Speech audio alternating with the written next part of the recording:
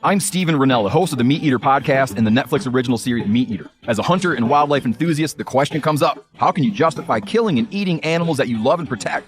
Well, that's part of what we wrangle with on the Meat Eater podcast, along with broader and often funnier discussions about living an outdoor life in the modern world. Listen to the Meat Eater podcast on the iHeartRadio app, Apple Podcasts, or wherever you get your podcasts.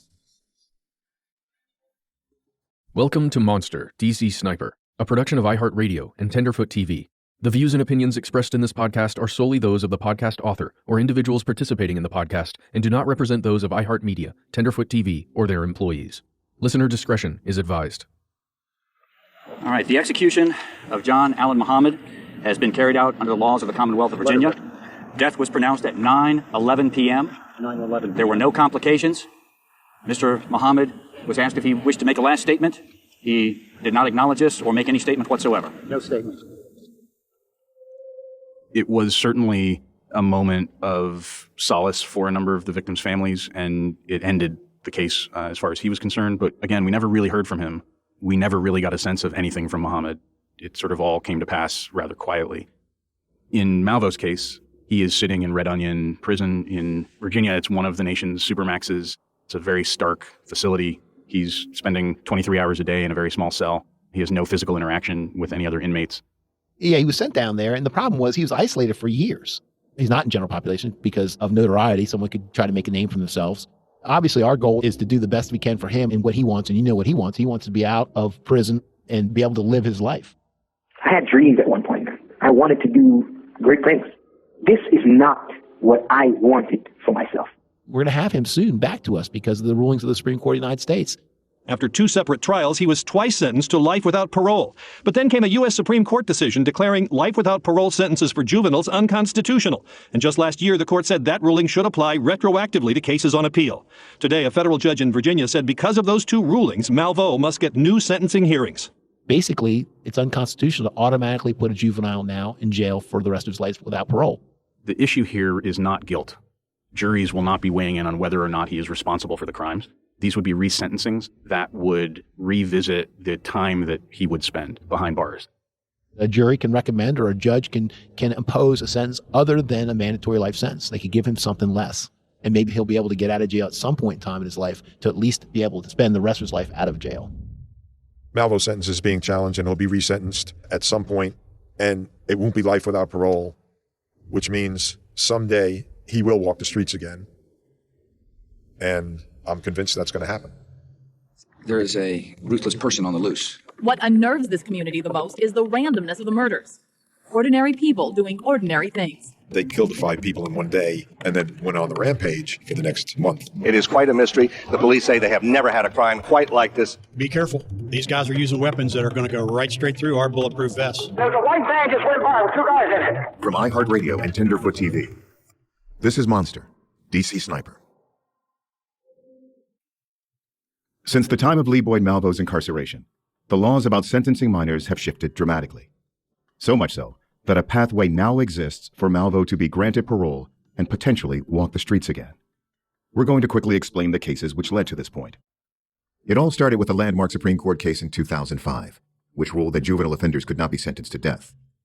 Next, in 2012, the Supreme Court ruled in the case Miller versus Alabama that juvenile offenders couldn't be given mandatory minimum sentences of life without the possibility of parole.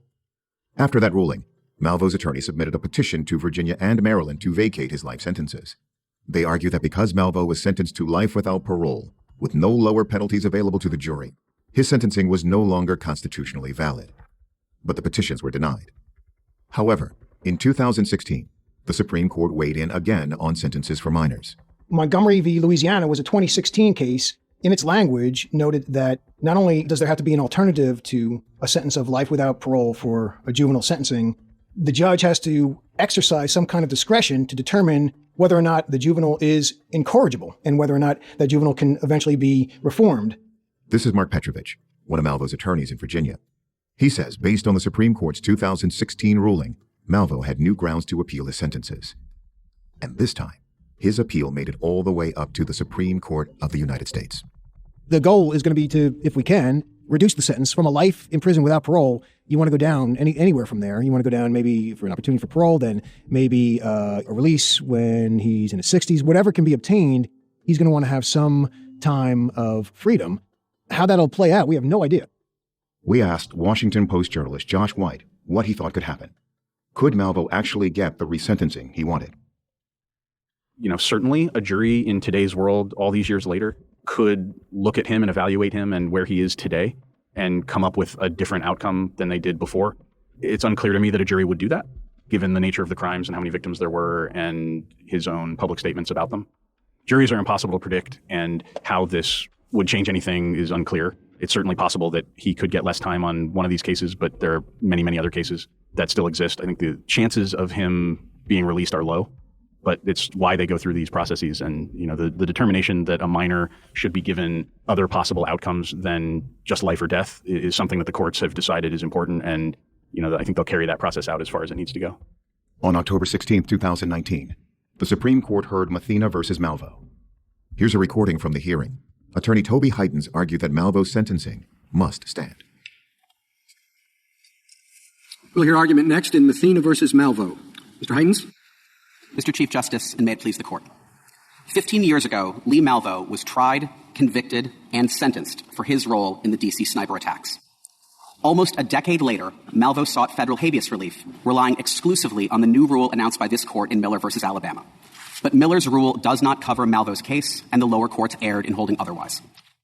Among many other legal matters, Heitens asserted that the ruling in Miller versus Alabama applied only to mandatory sentences.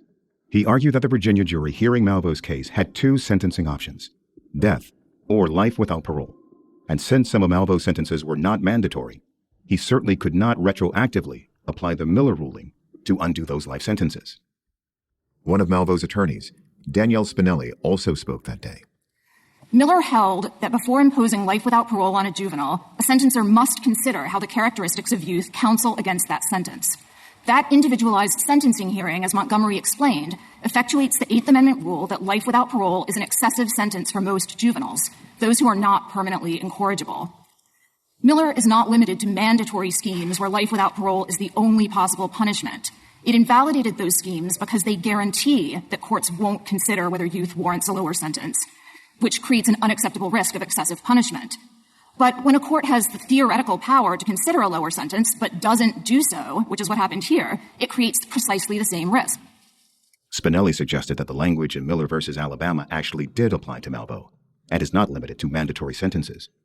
She explained how Miller requires that minors must be given an option less than life without parole. And since the courts did not offer Malvo anything less than that, his sentence is unconstitutional. The entire hearing lasted just over an hour. When it was finished, gallery members left the chamber and walked out into the rainy October afternoon. We attended the hearing and spoke with some of the observers outside the Supreme Court building. I generally think everyone should have a parole chance. I don't see what harm it does to see if after a decade somebody can change. I think everyone probably has that capacity, especially since the crime was committed at such a young age.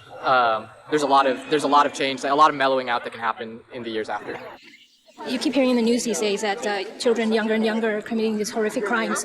But I just feel like at that age, especially he was under the influence of an older person and possibly, not having the cognitive powers of thinking consequence and long term. I think there's a lot of anger still about the sniper shootings, especially in this area. I remember my parents telling me they would run from their car into Giant or Home Depot. I think it's hard to look past anger and hurt, but I've worked with juveniles, and I think he was manipulated. I don't think he'll ever get out, so it's not about him. It's about this applying retroactively to other juveniles who may have been manipulated or caught in a bad circumstance. I want them to have a chance to be rehabilitated and get out. Most of the people we spoke to outside the Supreme Court made a similar point, that regardless of what you think about Malvo's sentence, a ruling in his favor would impact countless juvenile offenders nationwide.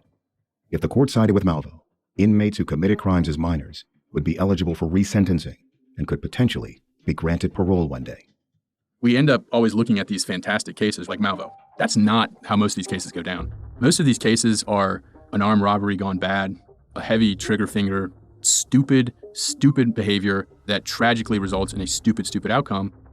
My name is Steve Reba. I'm the clinical director at the Appeal for Youth Clinic at Emory Law School, where we represent kids who have been tried and convicted as adults.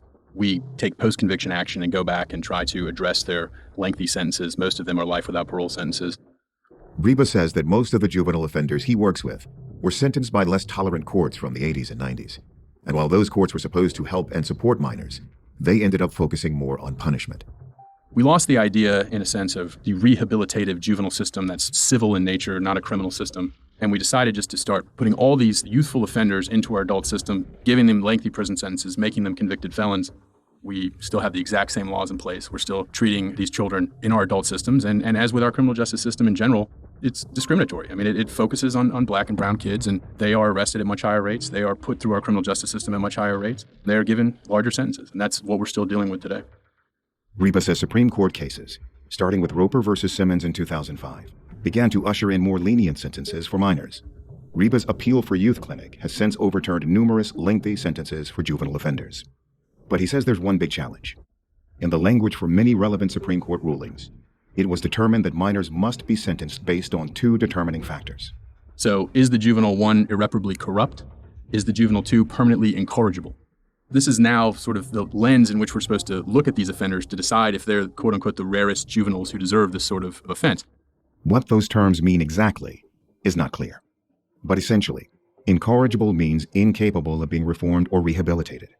A lot of this focuses on brain science, right? The prefrontal cortex and how it develops. This is what controls whether you make rash decisions or not. And this develops into your early 20s. Literally, we have scientific evidence that these kids do not possess, right, the same brain as an adult to control their behavior. And so if we are literally talking about a brain that is not developed, how can we treat these kids? How can we, put the same level of culpability on them as we would an adult?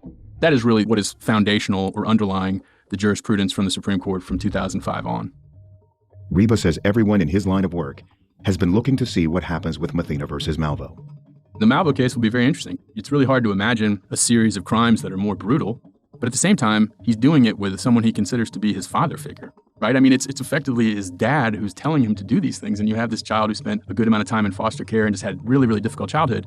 You have both sides. You have a brutal crime, but also at the same time, this child who's being led to do these things by an adult. The hope is, and I think one day we will get to the point where we recognize you cannot give a child a life without parole sentence, period, right? This irreparably corrupt or permanently incorrigible idea is just not something that's applicable. But that's not where we are now, and that's not the court we have right now. So I don't think that's happening in Malvo's case.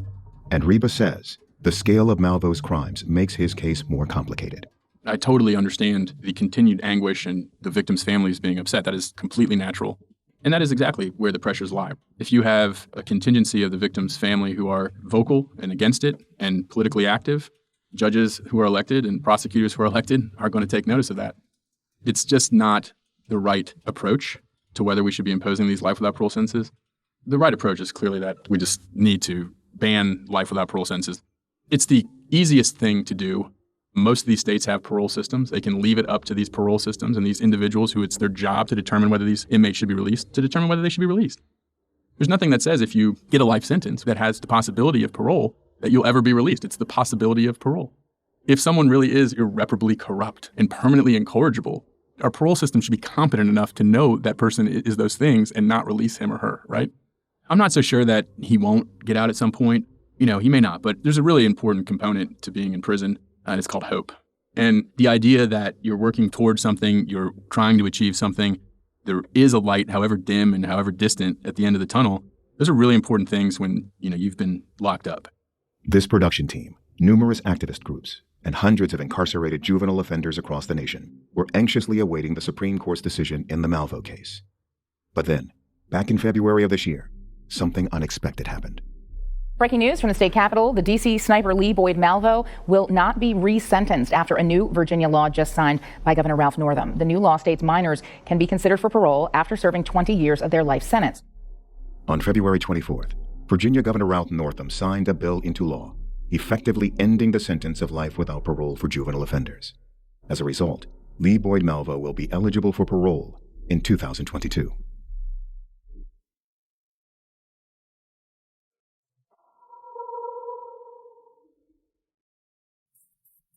I'm Steven Rennell, the host of the Meat Eater podcast and the Netflix original series Meat Eater. As a hunter and wildlife enthusiast, the question comes up, how can you justify killing and eating animals that you love and protect? Well, that's part of what we wrangle with on the Meat Eater podcast, along with broader and often funnier discussions about living an outdoor life in the modern world. Listen to the Meat Eater podcast on the iHeartRadio app, Apple Podcasts, or wherever you get your podcasts.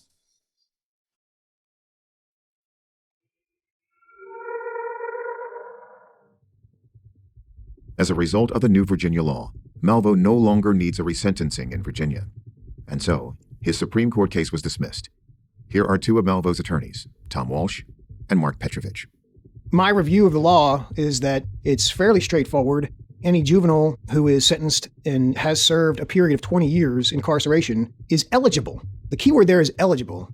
Eligible for consideration for being released on parole. That doesn't mean that they get released after 20 years. That doesn't mean that there's any kind of automatic process. It just means that they're eligible to be considered for release on parole. The exact parameters of how the new parole scheme and the review process will specifically be applied, I think, are still to be determined. The one thing to be mindful of with regard to Lee is he also faces sentences in Maryland. So we don't know how their process will work, but if he even receives parole in Virginia, that's not necessarily the end of his incarceration. He may still need to face time in Maryland. Lee has 6 life sentences in Maryland, and he has 4 in Virginia. So if he was able to be paroled in Virginia, he would go to Maryland then and then proceed that. I know, just reading some articles, that Maryland is also attacking its sentencing procedures for juveniles. So we'll see how that turns out. This development has caused an uproar amongst those closest to the story. Whether Malvo should be given parole is a deeply polarizing question. You know, I don't know if he was ever properly diagnosed, but as far as I'm concerned, he was a psychopathic, cold-blooded killer that can never walk the street again. This is retired Maryland State Police Lieutenant David Reichenbach. No one could even think about ever letting this guy out in the public. Been around a long time. I've arrested a lot of people, but this is one of those people that you just know looking at him, this guy isn't done killing if he gets the chance.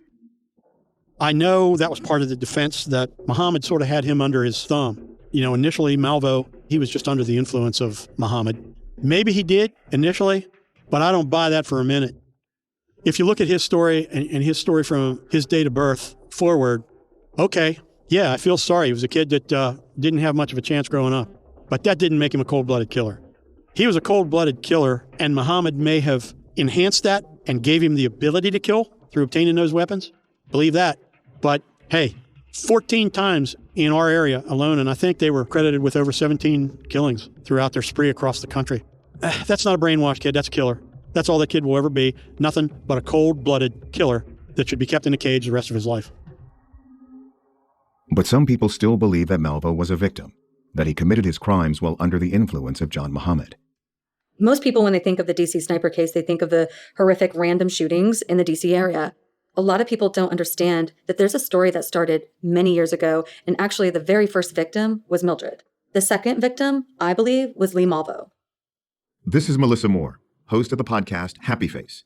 That show is about how Moore survived her father, Keith Hunter Jesperson, the man who came to be known as the Happy Face serial killer.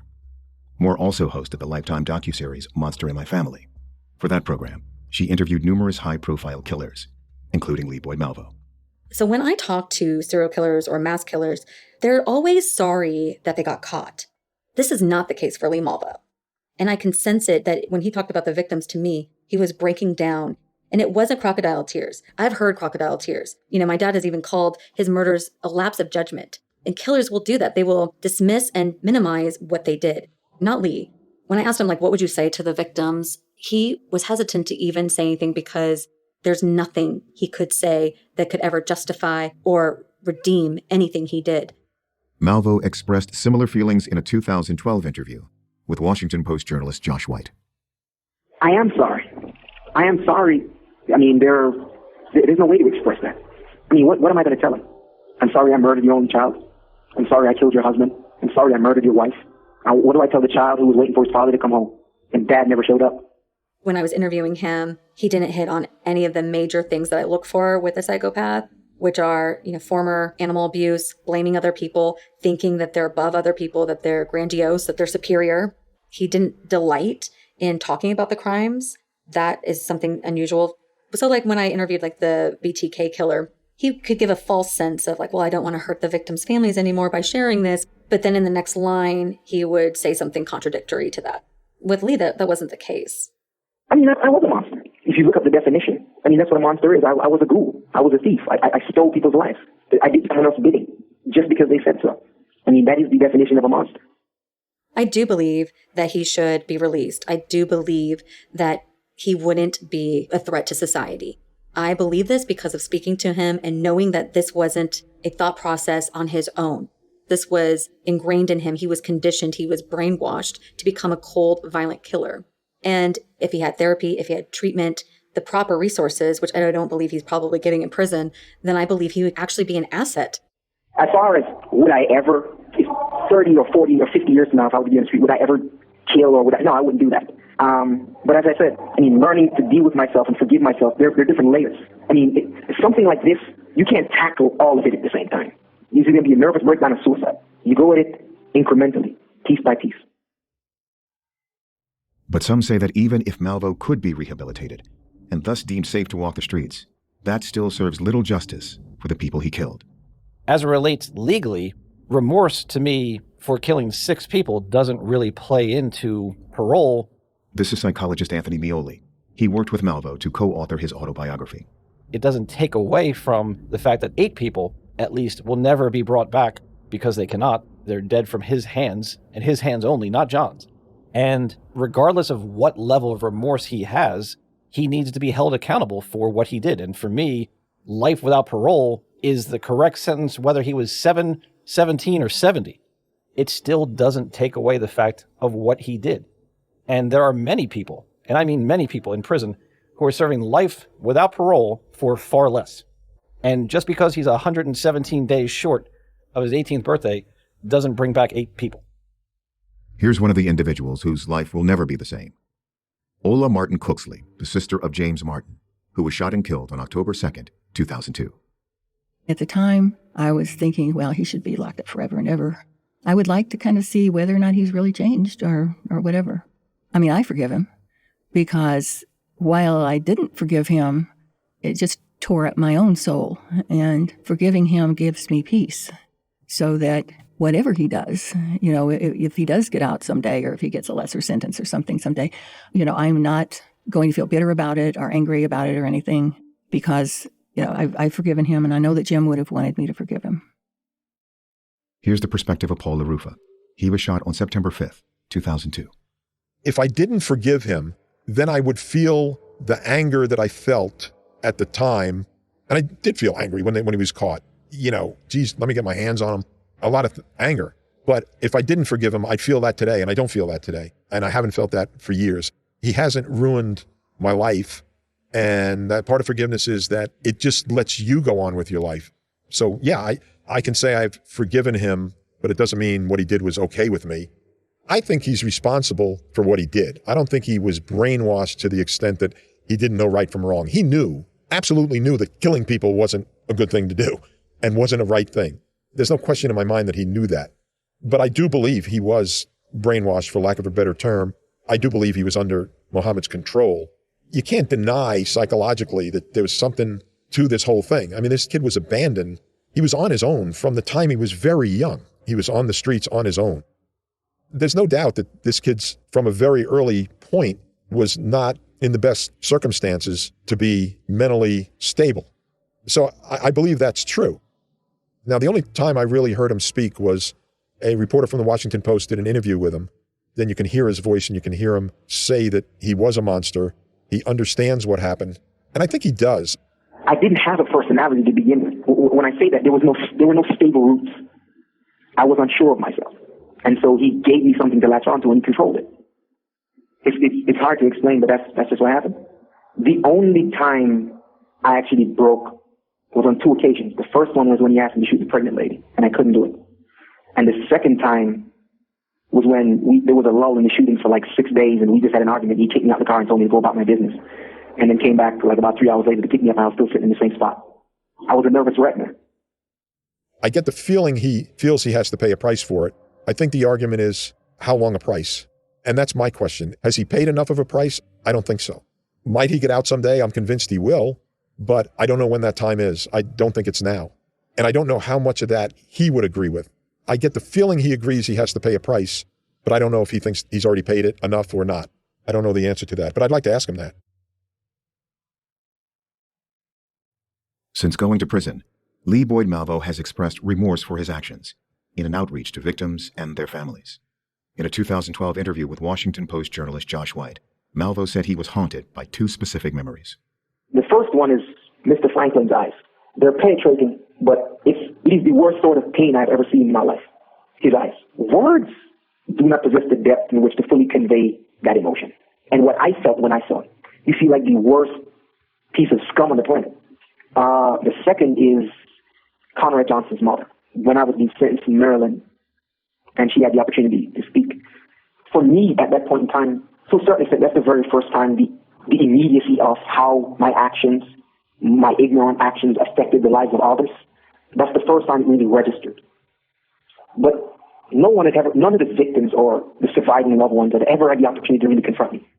Eventually, Malvo decided to start reaching out to his victims. The local police, they went to the Red Onion prison and they interviewed Lee Boyd Malvo, and he admitted to shooting a man in Hammond, and he thought that I had died. This is John Gaeta, the victim shot in Hammond, Louisiana on October 1st, 2002. He says that about 8 years after he was shot, he received an apology letter from Malvo. Sunday, February 21st, 2010. Mr. Gaeta, I am truly sorry for the pain I caused you and your loved ones. I was relieved to hear that you suffered no paralyzing injuries and that you are alive. Sincerely, Lee Boyd Malvo, and then he signed it. Yeah, just kind of confirmed what we kind of knew. I'm grateful that he sent an apology. I would have sent something back, but a lot of people advised against it. They just said, well, just let it lie. But I appreciate that he did that. I believe in forgiveness because that's what the good Lord taught us, and that's what we should do. Otherwise, we would be saying the Lord's Prayer in vain. There are two ways to look at Malvo's actions from prison. Is it possible he has truly unwound himself from his past and is looking for some degree of genuine redemption? Or is it more likely that Malvo has been working to create a redemption narrative in hopes of getting out of prison someday? In 2012, Malvo gave an interview where he shared new information. He suggested that he had been sexually abused by John Muhammad. That revelation came as a shock to many, including the co-author of his autobiography, Anthony Mioli. The first inkling I got of that was right around 2012, I believe. Now, here's a man who wrote his entire diary. Nowhere in any chapter I have, nor amended chapters, because he did amend some of the things to change things, nor in any of the conversations I had, nor in any of the emails I had, nor in any private letter did I have, nor in the interview I had with him for 66 minutes that he could have said anything he wanted, did he talk about sexual abuse. Ever. It is possible that Muhammad really did sexually abuse Malvo, and Malvo just didn't want to bring it up with Mioli. It is common for survivors of abuse to feel shame and stay silent about it for years. Malvo's story would be even more confusing and tragic if that were the case. But Mioli is afraid that it is all, maybe, just a ploy for sympathy. So I have been writing, emailing, speaking to inmates on the phone, and visiting them for a quarter century. And I can tell you, just like almost every human being, at the end of the day, if you have an opportunity to have a better slice at life for yourself, chances are you'll take it. And I never put it past any inmate, and I have to sometimes look at myself in the mirror about this. Hey, am I being used for their own personal goal, which is to tell their story for whatever purpose it is? And it's something that you have to be wary of. And in this particular case, it's ripe for that. Mioli says that Malvo might want to use people to rewrite his story, to paint him as a more stable and normal person, a person more worthy of freedom. It's impossible to know Lee Boyd Malvo's true intentions, but late last month, he added another chapter to his story. The man serving a life sentence in prison for his role in the 2002 sniper spree that terrorized Washington, D.C. is now a married man. On March 6th, Lee Boyd Malvo married Sable Noel Knapp at a small ceremony inside Red Onion State Prison. Knapp is a social activist and granddaughter of Bill Knapp, a prominent real estate developer in Iowa. We reached out to Knapp for comment, but received no reply.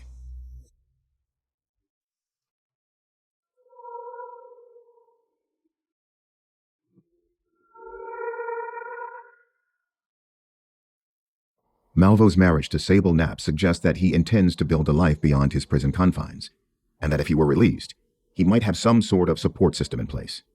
That's something a parole board might view favorably, and, perhaps, it's something that Malvo thinks could increase his chances of getting parole. I had dreams at one point. I wanted to do great things. I had a lot of friends who thought, you're going to be known someday. But no one would think, not for this, because when I set my mind to something, I always had a one-pointed focus, there were days I was going to school, hadn't it for 2 days. I didn't complain to my classmates. I went to school, took the same test they did, and did the best I could. I studied on the street lights when my landlord kicked me out and turned the light off. I did everything I could, and my best failed. And in life, it works out like that sometimes. We would like to think that we're logical, but if you sit for 10 minutes and look at your thought process, it's random feelings and thoughts about different things you've seen and heard, read, and witnessed. We're not logical. We're moved by our deepest sentiments. And then, for the most part, we think about and rationalize later. Look at the world we live in today. Most people move off that feeling, that sentiment, what we feel, whether it's wittingly or unwittingly, whether we know or we don't know, whether it's conscious or it's an unconscious drive. That's what we're going to act on. Whatever happens with Malvo, his earliest chance of parole is in 2022. At that point, 20 years will have passed since he was arrested. That means nearly 20 years since the attacks that paralyzed the nation. The way that we live our daily lives now, we are a much more fearful people. This is journalist and historian Garrett Graff. He says that while the D.C. attacks did come to an end, the impact has lingered on.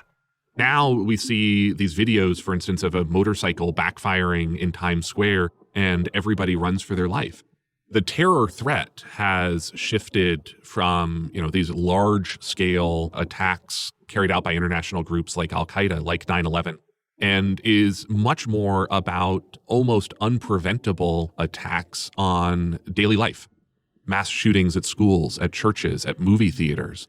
These small-scale attacks that are utterly devastating thanks to the firepower of assault weapons, and that have become just part of daily life in America in a way that was unrecognizable or would be unrecognizable to the America before Columbine and before 9/11.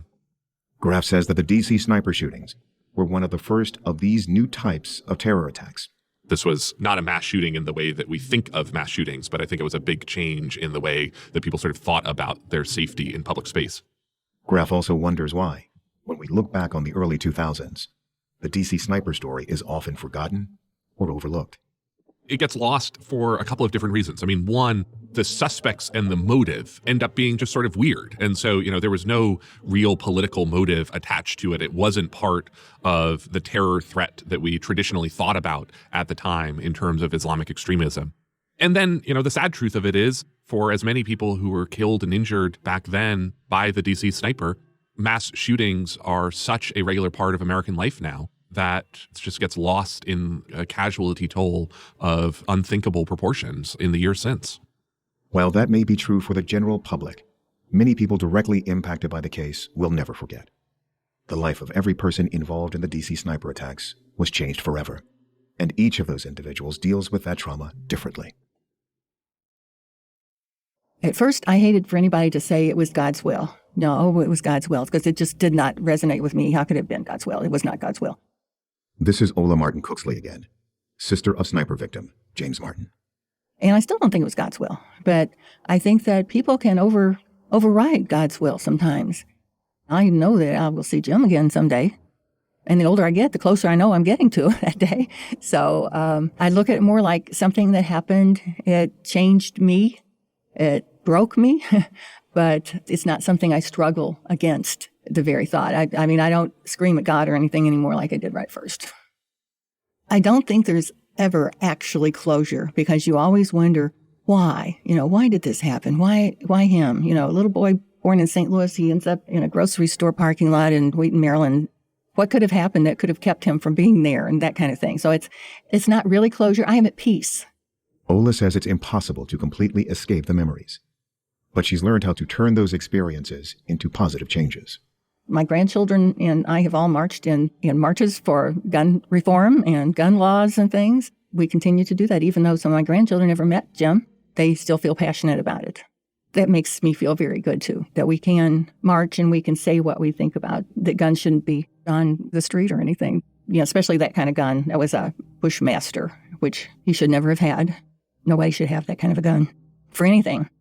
Not long after the D.C. attacks, family members of 8 of the victims sued Bushmaster Firearms and Bullseye Shooter Supply, where the rifle was stolen from.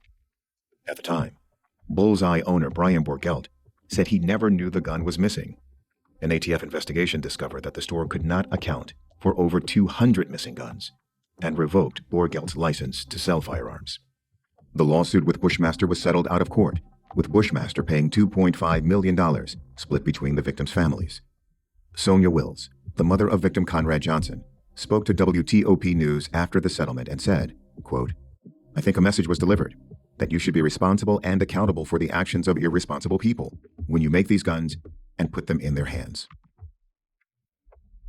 While some got involved in activism, others decided to write books after the story was over. None was more controversial than the book by Charles Moose, the chief of police for Montgomery County at the time of the D.C. shootings. Moose accepted a hefty book deal shortly after the attacks, but Moose was criticized for attempting to profit from his work as a public officer. The Montgomery County Ethics Commission initially rejected an exemption for Moose, saying it's prohibited for employees to, quote, "use the prestige of office for private gain." Moose published his book anyway, but he ultimately resigned as chief of police and moved to Hawaii to work as a beat cop. Another person to write about his experience was the officer in charge of the takedown, now retired Maryland State Police Lieutenant David Reichenbaugh. After retiring, he wrote the book In Pursuit: The Hunt for the Beltway Snipers. I wrote the book primarily because I felt that the true story had to be captured as to how we got them. We all came together and we were cooperating and working with each other like never before. The FBI, ATF, Montgomery County, Baltimore City Police Department, Metropolitan Police Department. And of course, when you work together, you break bread together, you maybe drink a beer together, you get to know each other, and all of a sudden you're no longer competitors, you're comrades.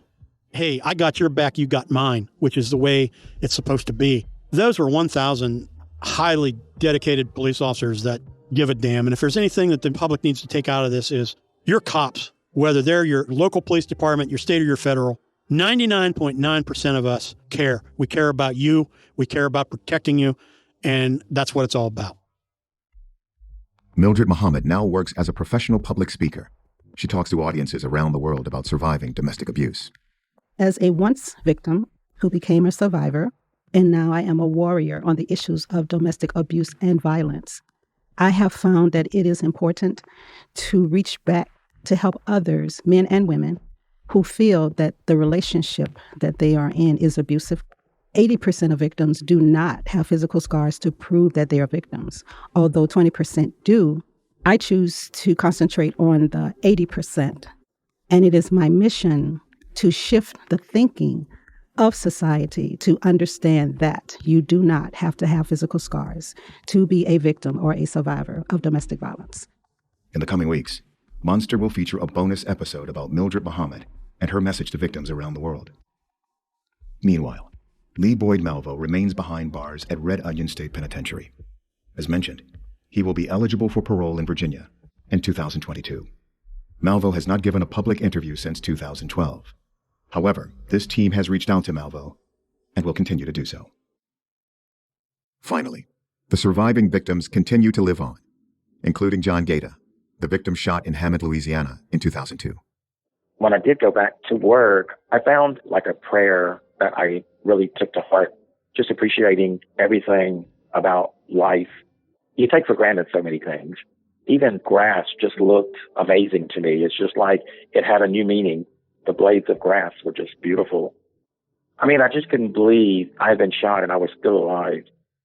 I just think of the miracle that my life was spared and that there must have been a reason for sparing me. We're prayerful and Christian, so we especially pray for the families who did lose loved ones. One of the people to lose a loved one was Nelson Rivera, whose wife, Lori Ann Lewis Rivera, was shot and killed on October 3rd, 2002. My life changed completely. You know, after 17 years, it never goes away. Never goes away. You know, now I'm a little bit better, you know, but I always think about her all the time. How my life would be now if she's still here. You know, I just thanks to God, you know, Jocelyn grew up and, you know, now she's 20. Just hope the best for her because that's what her mom wants. I have, you know, pictures. I have some clothes. I have her wedding dress. I keep it with me until, you know, when Jocelyn get married, she want to wear it, you know.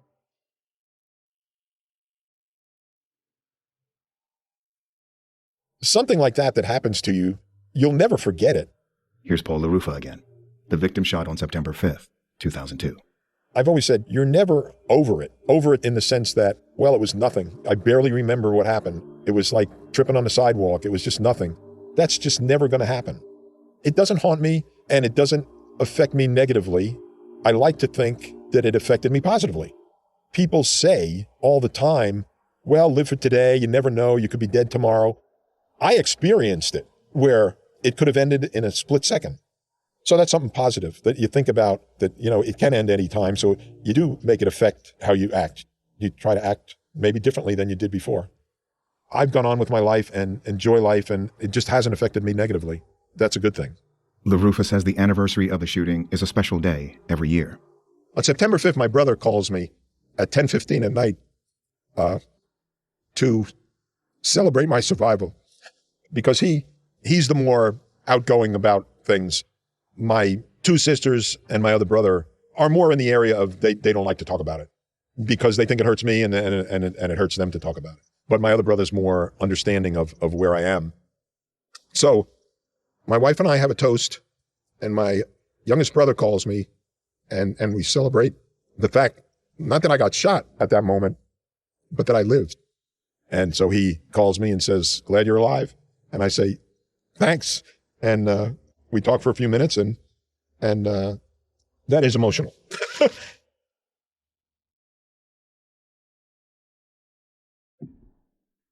The stories of these survivors are just a few of the thousands of stories surrounding the DC sniper saga. While making this podcast, it seemed like nearly everyone we spoke to had some story or connection to the case. Whether they lived in the DC area at the time and remember having to pump gas from behind a blue tarp, or knew someone who was affected by the shootings, this was a story that impacted the DC area and an entire nation in chilling ways. And as we're seeing today, the after effects continue to influence the daily lives and uncertain futures of countless others. We also learned over the course of producing this podcast that the lives of these killers are complex as well. There are so many factors involved in their actions, but I make sure to never lose sight of the fact that the consequences of their actions are devastating for victims and their loved ones. We are curious people, perhaps morbidly so. We want to know more about the people who kill and why they do it. We call them monsters, I think, because we can't come up with another term that captures our shock, fear, and outrage at their actions. As a journalist, I will continue to try to explain the seemingly unexplainable.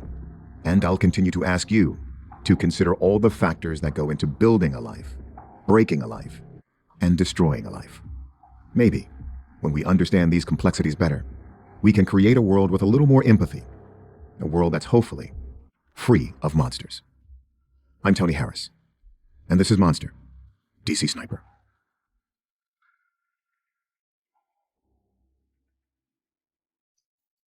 Monster, DC Sniper is a 15-episode podcast hosted by Tony Harris and produced by iHeartRadio and Tenderfoot TV. Matt Frederick and Alex Williams are executive producers on behalf of iHeartRadio, alongside producers Trevor Young, Ben Kiebrick, and Josh Thane. Payne Lindsay and Donald Albright are executive producers on behalf of Tenderfoot TV, alongside producers Meredith Stedman and Christina Dana.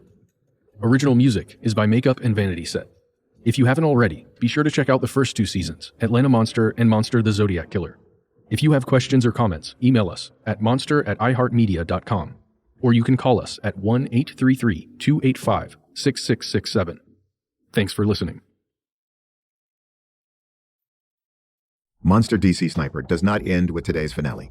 Be on the lookout for upcoming bonus episodes, including an intimate discussion with the ex-wife of the DC Sniper, Mildred Muhammad. In the meantime, if you missed anything this season, we encourage you to go back and re-listen to earlier episodes of the show.